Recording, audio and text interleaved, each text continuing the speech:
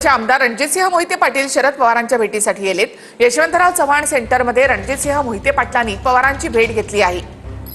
भेटीचं कारण अस्पष्ट आहे, मात्र रणजितसिंह मोहिते पाटील शरद पवारांच्या भेटीला अधिक माहिती आपण घेऊयात आमचे प्रतिनिधी गिरीश गायकवाड यांच्याकडून। गिरीश, रणजितसिंह मोहिते पाटील शरद पवारांची भेट घेत आहेत, नेमकी कशासाठी?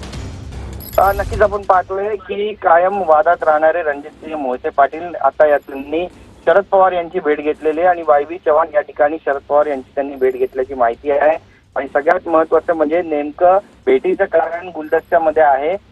एकीकडे बोललं जातंय की खासगी भेट होती, काही पर्सनल कामानिमित्त ते शरद पवार यांच्या भेटीसाठी आले होते, मात्र बऱ्याच राजकीय चर्चा सुद्धा या निमित्तानं झडताय। आपण पाहिलं की 2024 रोजी डिसेंबर 2024 मध्ये भाजपकडून त्यांना कारणे दाखवा नोटीस याच कारणांसाठी बजावण्यात आली होती, कारण त्यांच्यावरती आपल्याच कार्यकर्त्यांना लोकसभा निवडणुकीत पक्षाच्या अधिकृत उमेदवाराच्या विरोधात प्रचार करण्याचे आणि विरोध दर्शवण्याचे निर्देश देण्याचा आरोप होता। त्यासोबतच राष्ट्रवादी शरदचंद्र पवार पक्षाला उमेदवाराला आलिंगन देऊन माढा मतदारसंघात भाजपच्या विरोधात काम करण्याचा सुद्धा त्यांच्यावरती यापूर्वीच आरोप झालेला आहे। कारणे बजाव नोटीस सुद्धा त्यांना या संदर्भात बजावण्यात आली होती आणि आता त्यांची जी भेट झालेली आहे त्याने पुन्हा एकदा राजकीय वर्तुळामध्ये अनेक चर्चांना उधाण आलेलं आहे। नेमकं रणजितसिंह मोहिते पाटील यांच्या मनात काय सुरू आहे, ते भाजप सोडणार आहेत का, अशा देखील चर्चा आता जडू लागल्या आहेत। धन्यवाद गिरीश, एकूणच माहितीबद्दल। तर रणजितसिंह मोहिते पाटील शरद पवार यांच्या भेटीला